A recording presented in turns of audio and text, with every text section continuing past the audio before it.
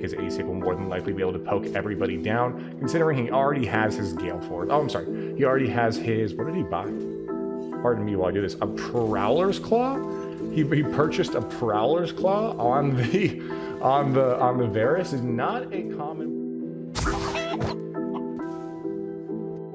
All right, what's up, y'all? It's BCawk here, and we are going to hop in a challenger game with first and foremost, our most premier player in this game is going to be on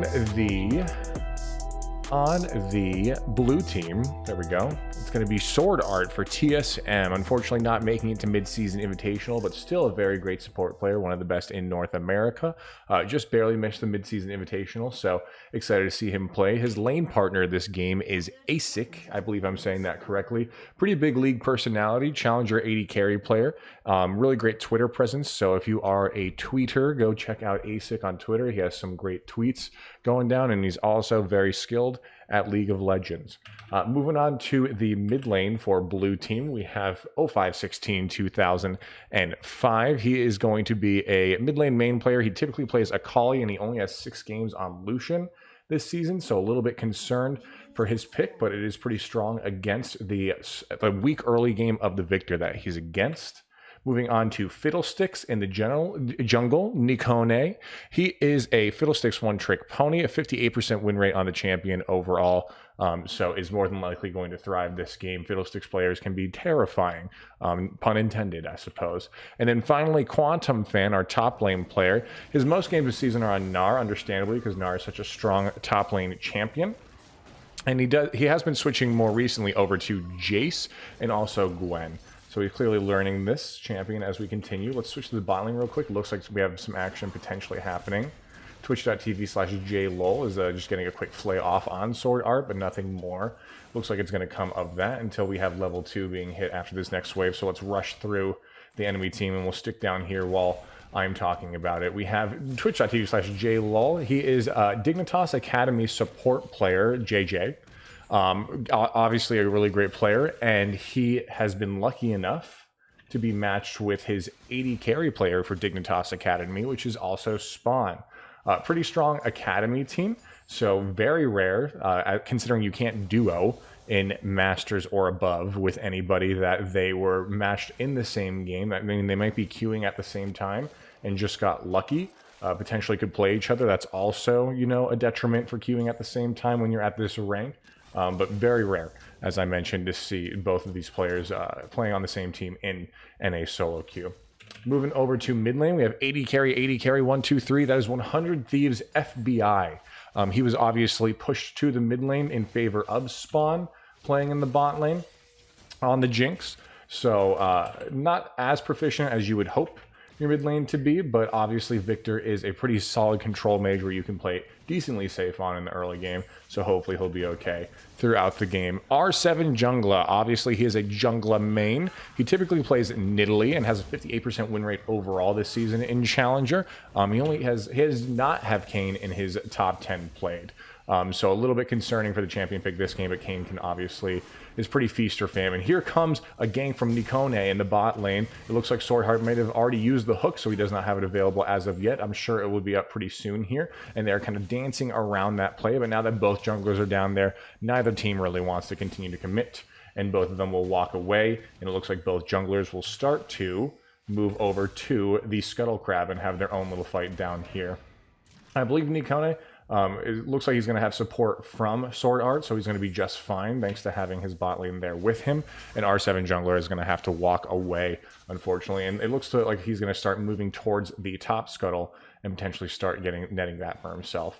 0516 needs to be careful here. I'm pretty sure Kayne could really just kind of one-shot him if he's not careful. But it looks like he's doing some good defense on this Scuttle Crab. Let's see what ends up happening here. I'm actually pretty curious to see. We have Nikkone moving his way up as well, and he actually starts to burst down the AD carry player in the mid lane. And now we've switched over to the Kayne jungle. He goes so low. He did have red buff procced on him, but he has about 50 health left, so he's going to be just fine there. And now that will allow Nikkone on the Fiddlesticks to start moving up and double scuttling our R7 jungle player on the Kayne. Unfortunate for him, it's going to be a little bit far behind, and it's also going to be great for Fiddlesticks because most of your play power happens when you're level 6.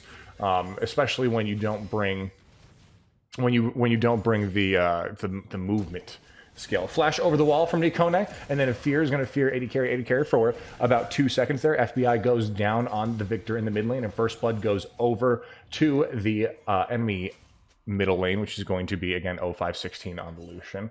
Great start for blue team there. See some scrapping happening in the top lane with our last player we have not talked about yet, which is going to be Ethereal, but I can't talk about him yet because Swordart has now caught out JayJ in the bot lane. He first snares him up and then lands a nice hook on him as well. JayJ has to use, his Spawn has to use heal on JayJ to save his life there, and now he'll just happily walk away while healing up from some potions himself. Needs to be very careful here. Swordart does have enough mana for another hook, so he's going to be pretty much forced to stay under his own turret there, or else suffer the consequences to a full health Asyc down here, who will more than happily apply some of his passive procs and finish him off with a Q.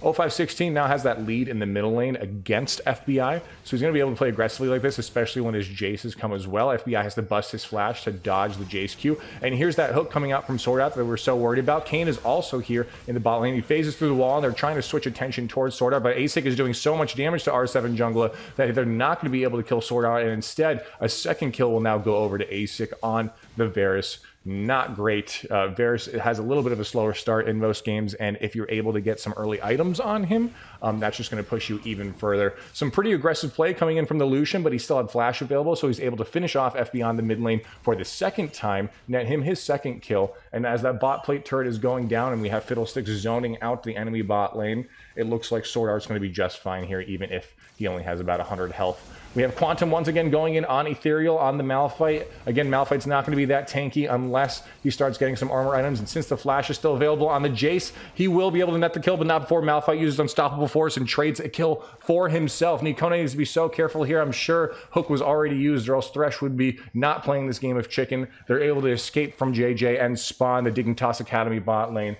And unfortunately, no kills will be pushed over to their side as of yet. I'm sure they would love to see that, but it's just not happening that way. We have 5 kills on the blue team, 1 kill on the red team already. Already a 3k gold deficit and some additional plates, 2 plates in fact, for the blue team. And it looks like now that Asyc's back in the bot lane on Varus, we want Swordart wants to go aggressive on Spawn. So low, Jayce has used teleport to get behind them as well, and Spawn's going to be a pretty easy kill here, but unfortunately Jayce switches his aggro. It's not going to matter though. We're going to get a pretty easy Q off from Varus there. And now we'll see if we can continue to pursue JayJ on Swordart. But no, it looks like this is more than likely going to end here, unless we are able to have Quantum go in and get an easy Q and auto attack. They're a little bit too deep here. They want to be careful. Nikkone on the Fiddlesticks does have his ultimate available, so he can potentially play around vision here and get a nice double fear over the wall, but instead he's going to opt to just go ahead and pick up some jungle camps instead.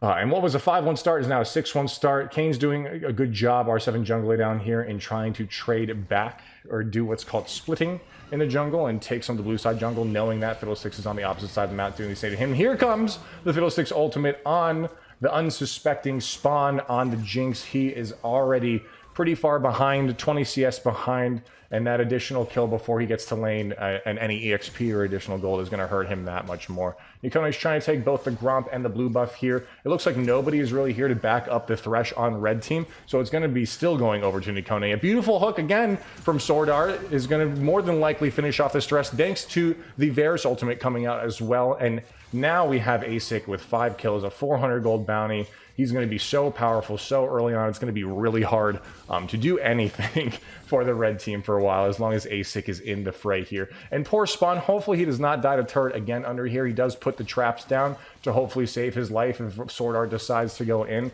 But Asyc and Swordart really do seem like they want to continue to go for this. Spawn's doing a good job getting in as much auto attack damage as he can. He has to flash out from Swordart, who almost dies to the turret, but uses his own flash to deny that last turret shot that would have knocked him down there. Some great play, a flawless bot lane for blue team. As of now, they're even doing a, I was going to say risky back here, but instead they opt to push out this lane before they go ahead back and go grab their items. I'm really curious to see what Asyc is going to have enough money for to buy here. He has currently 2k gold on his person, so he'll more than likely already be able to finish his mythic or a mana immune if that's what he decides to go for first. Ethereal in the top lane, even though he's a level ahead, is having such a tough time with Quantum. And hopefully now that we have a little bit of time, I can mention that Ethereal is typically a mid lane player. He was our one player we did not get to talk about in the early game. And he does play top lane as a secondary role, but clearly would prefer to be in that mid lane, which again was pushed over to FBI. A nice gank comes out, and it also the unstoppable force from Malphite will basically spell the easiest kill possible that you would expect there. Jayce, having no movement abilities, is going to have really no ability himself to get out of there. So he goes down. That's the second kill overall for the red team. And hopefully we'll be able to start seeing some pretty big team fights from them in the near future. It's still going to be difficult, though. Again, we're going to assume that wherever the next objective is going to be, which is either going to be Dragon or Rift Herald, that Asyc will more than likely make his way over there after taking out this bot turret here pretty soon. Oh no, we still have 2 plates on this, so it'll probably be a little while. But if we do go for the Dragon, it's going to be very difficult for a good team fight to happen because Asyc will more than likely be able to poke everybody down, considering he already has his Gale Force. Oh, I'm sorry. He already has his... What did he buy? Pardon me while I do this. A Prowler's Claw? He purchased a Prowler's Claw on the Varus. Is not a common play. It is a really big gap closer and potentially disengage for him. So maybe that was the thought process behind it. It also gives you some armor pen, or lethality as we call it now. Sorry, I'm an old soul and still know it as armor pen. And obviously, a lot of these Varuses are now going lethality builds. You can build him semi-IP too. We have seen some of that. But it looks like with all that pressure from the bot lane, this is going to be a pretty simple Dragon for the blue team, and going over to Nikkone on the Fiddlesticks. What do we have here? A Wind Dragon. A beautiful, beautiful Wind Dragon. Quantum does a good job clearing out the minions there. Gets 1 turret shot off on the Malphite, but he already has enough armor to where that's really not going to do anything for him. There goes the second Dragon. We have Kayne setting up for a potential bot lane gank here on the Fed Asyc. I'm sure that juicy 500 gold bounty is really what he's aiming for, and he's being very patient down there. It looks like now he's about to go in. Asyc, again, is the target. He does have to flash out. His Prowler Claw is still available, so I'm curious to see if he will eventually use that, but it looks like he does use it to go in and try to trade 1 kill for 1. But our Thresh is able to live. Here comes the Fiddlesticks ultimate in the middle lane as well to kill FBI for the 3rd time this game. FBI is having such a tough time just getting completely bullied, and now that he's behind with this Lucian, it's going to be really hard for him to have any presence in the mid lane. He doesn't even have his first Hex Core yet, so he doesn't even have his really any mid-game ability at this moment, any scaling available for him. He's still just the lowliest version of Viktor that you could have. I'm sure he'll have that very soon. Nikkone moves to the top lane, does some decent damage with his Electrocute to the Malphite, and that fear lasts for just long enough for, it looks like, for Quantum not to be able to catch up. He didn't have his gate available, and now here comes R7 Jungla for the counter gank. Here he's focusing on Nikkone. He does so much damage. The Dark Harvest procs brings him down so low. The fear is hopefully going to help him be pushed away. Malphite does have the ultimate, though. I'm sure he's trying to save it for a bigger value, but no, he's just going to go ahead and use it on Nikkone by himself, net that easy kill, and then donate the rest of this blue side jungle over to the Kayne. And we have gold evening out a little bit here. We're at about a 3k gold deficit still.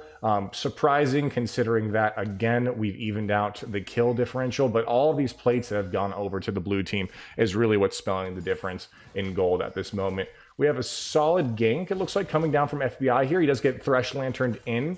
I'm curious to see if they're going to be able to play this. Here comes the teleport from the top lane as well, but Asyc just gets bursted down so hard from the super mega death rocket. But now this Jayce is in the frame. He's able to trade a kill back onto the Thresh player. An additional knockup from Swordart using his ultimate is going to be enough for Lucian to go ahead and flash over the wall and finish that up to net his 3rd kill. Lucian now also so far ahead. He is the single bounty on the blue team since Asyc has been being focused so hard from the red team. And now that 350 gold for him is going to need to be protected to save this big gold differential that's now been created on the Rift from 3k to 4k, almost 5k, pretty quickly. R7 Jungla is coming in right now. He does have his ultimate available, and it looks like it's going to be a very simple kill for him, even though he was about 3 levels behind. And then the Fiddlesticks ultimate from Nikkone comes in. He's able to fully burst and trade it right back onto R7 Jungla. So great for him. 1-for-1 trade again for the blue team. They're not falling too far behind here. And again, none of those... Oh, I guess that was a shutdown gold going down from Lucian just dying previously.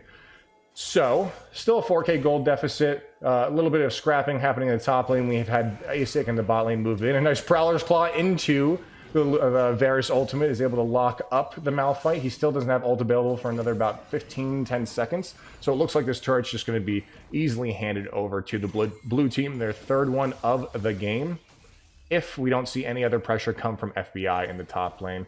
JayJ is warding up the tri-bush, being a little bit aggressive here, and more than likely spooking Swordart, kind of giving him away that somebody might be coming. Blue Smite comes down on the Jinx player, and also a fears are up for about 2 seconds there, excuse me. It looks like he's going to be able to easily finish her off as long as he doesn't get Malphite ultimate in the back end. He does use his W and then goes into stasis, which doesn't continue the W. Unfortunately, it stops it all the way completely. The suck is not enough to keep him alive since he wasn't able to get that reset on the cooldown from fully channeling it. Ethereal with a great teleport there and a necessary Malphite ultimate, but he might get walked down from the Lucian player here. Unfortunately, we have R7 Jungla down there to scare away 0516 on the Lucian. He's not able to trade back a kill onto or win that 2-for-1 onto there. Oh my gosh, another Prowler's Claw into a beautiful ultimate from the Varus, or Asyc, is able to go ahead and net that kill. He needs to walk away from the ultimate on Viktor, and he's able to get away pretty easily there, thanks to Viktor not being able to get any closer in. But oh no! Super Mega Death Rocket from Jinx comes in. Great job by Spawn there. Great awareness from him as well. Kayne is able, as we've seen previously, to fully 100-0 the Lucian player, so he needs to be a lot more careful here. Some great kiting coming out from 0516, and now that Swordart's here, he lands a beautiful hook on what seems to be one of the hardest areas in the game, right through the tri-bush, past both walls that he could have potentially just sunk himself into, and now that kill goes over the 0516 thanks to him getting some additional help from the Nautilus. It seems like Swordart is moving so quickly around the map, and he's actually built Merc Treads, which is very surprising to me. I guess that's just some great game sense by him, considering that it seems like wherever a fight is happening, at least on the bottom half of the map, we have Swordart making his way there. So that's just some great Challenger, some great pro play coming out from him. And now we also see, let me scoot over there, the third dragon going down to the blue team with those additional kills that just went over their way. So now, complete macro is in the favor of blue team. As I mentioned previously, Asyc is still a pretty big issue in this game, and now also on top of that, Lucian has become an even bigger issue, considering he already has his Caulfield Hammer. Gale Force is building into what seems to be an Essence Reaver at this point. Once he's 2 items, he's going to be able to basically murder anybody that gets in his way. So they need to be so careful here. A beautiful Malphite ultimate comes out on Asyc. He's trying to escape. He has the Kayne on his butt right here, but he's not able to do any more. The Nikkone ultimate on the Fiddlesticks is not able to peel for long enough. He only gets the 1 fear off on the Malphite. And here comes the suck once more, healing him up, but he doesn't have the stasis available. The stopwatch was already used previously, so 2 kills will go over to the red team, and 1 kill only traded back for the blue team, followed by the second turret of the game for the red team as well, which is going to be arguably the most valuable turret in the game, which is going to be the tier 1 mid lane turret. So some great back and forth happening here. We still have that same gold deficit we talked about since about minute 8 in the game. quantumfan the whole time was actually pushing tier 2 in the bottom lane for the blue team. So now we have 4 turrets to 2, still double up what they had previously. And honestly, it's going to be a pretty rough battle here. Really what this team is centered around for blue team is pretty poke heavy. Again, we have the Jayce, we have the Varus, and with the enemy team having to stay so far away and kind of play around these heavy skill shot abilities on both of these Fed-ish champions on the Jayce. What that allows the blue team to do also is have Fiddlesticks set up around corners that potentially the red team would not be expecting. And we haven't seen a huge Fiddlesticks ultimate from Nikkone as of yet. We've only seen about 1 or 2 fears come out from him when channeling and using that ultimate on them. But as we can see, pretty much any player on the enemy team, since he already has his Night Stalker, is that what it's called? Pardon me while I double check. His Night Harvester. So many harvest items in this game. His Night Harvester, he's basically going to be able to burst down anybody that he decides to use his ultimate on. So we have so much damage on the blue team. At the same time, the semi-downside here is that everybody's pretty squishy, as we're about to see from 0516. He's about to get, again, completely one-shot by the Kayne player. Here comes the teleport, though, from quantumfan. He might try to follow this up with Nikkone following him as well. But it looks like that teleport was all for naught. We're unfortunately just going to have to give that free kill over to the Kayne player. But at least blue team is able to grab the Rift Herald for their troubles at the same time. So again, complete macro play in the blue team's favor at this point. If anybody's going to win this game, if I had to put money down, of course I would bet on the blue team because we have so many objectives going to them. We're one dragon off having Dragon Soul, and more than likely, if they're able to keep this big vision advantage that they have in the top side of the map right now, you can see we have already 3-4 wards up there for the blue team. We might even see a pretty early Baron as well. FBI trying to do all he can against Quantum in the top lane, but he's now 5 deaths, unfortunately, so he's really not going to be much of a threat. He more than likely has about 2 Hex Core upgrades at this point. Let's go ahead and check it out real quick. You can't tell on spectator mode, so that's pretty unfortunate. He's moving in on Quantum Fan, though, and also a beautiful ultimate 100-0 spawn in the mid lane on the Fiddlesticks. Nikkone doing what I was just mentioning previously that he can easily do, and Quantum Fan is able to finish FBI off as well. It looks like he was about to get some help from both Asyc and Swordart, but he really did not need it at all, considering how far behind FBI is right now on that Viktor. And also, just like we mentioned previously, it looks like we're gonna go ahead and get that early Baron on the blue team. Swordart flashes over the wall. He more than likely can burst down R7 Jungla on the Kayne if he's able to hit that hook, because he had some support from Nikkone, who himself has 5 kills as well. The Baron has to be disengaged from, unfortunately. There's too much pressure from the red team here. But we still do have that Rift Herald available. Oh, Kayne about to do Kayne things. Quantum has to flash away. A flash comes out from R7 Jungla as well. Now, Kayne gets what looks to be his 3rd shutdown of the game, this time on the Jayce in the top lane, and now has so much cash to his name. The unfortunate thing here is, though, there's so many people on the blue team that this Kayne is going to need to focus at this point, that he's going to have a pretty tough time carrying the game, honestly. Maybe if we had 1 or 2 people, maybe if Asyc, like we were about 15 minutes ago, was the only one that had kills on the blue team or was very farmed on the blue team, then he would have that ability to actually carry this game, but he can only ult 1 person. Right, so whether it be Asyc, if Asyc dies, then we'll have 0516 on the Lucian go off. If 0516 goes off, it could be Asyc or Quantum Fan, or Nikkone even. I mean, it's just so difficult here. And here comes that Baron. We have some great vision control, as I mentioned previously, on the top side of the jungle for the blue team. We also have a pink ward down in the pit. It looks like we have JayJ trying to make his way over here with the Malphite. The ultimate is available for the Malphite, but it's going to be too late. The Baron is already bursted down quickly, thanks to all that damage coming out from our double 80 carry comp. At least red team was able to prevent the Dragon Soul. It's hard to say what's more valuable there. Should blue team have gone for the Dragon Soul, the Ocean Soul, or should they have got the Baron? I prefer Baron. You get money, you get stats for that as well. And more than likely, this next dragon that's going to be up is going to be completely in the favor of the blue team. Unfortunately, they're going to be spawning right around the same time, just about a minute away from each other. So it might be another difficult kind of objective push for the red team if we're even able to get there.